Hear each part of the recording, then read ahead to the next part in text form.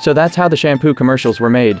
The actress doesn't even have to take off her clothes. All she had to do was wear a flesh-colored leotard and leave her shoulders exposed. As the water tap is turned on, she pretends to enjoy washing her hair, but the director was not satisfied. He asked the actress to show the relaxation of a housewife in the shower, so Annie had to endure the cold water. She tried her best to get into character. Finally, she was in the right posture, but had already been in the shower for 3 minutes. The director still didn't stop, so she opened her eyes, suddenly realized that this was no longer the studio, but a strange bathroom. The crew around her had all disappeared. Annie thought she was hallucinating. She picked up the robe hanging behind the door and smelled it. Strangely enough, the bathrobe smelled of herself. She hurriedly put on the robe and walked out of the bathroom. When she got to her bedroom, she saw her colleagues on the set lying on the couch playing games. Annie was puzzled. She wondered where the other members of the crew had gone. However, the man was confused and asked her why she was taking so long in the shower. Annie began to think it was a prank. She hurriedly looked around for the others. But then, 2 children came running out of nowhere, and they called her mom. Annie was crushed. She really wasn't married. She left the house in a rage, and got into a cab on the side of the road. Soon after,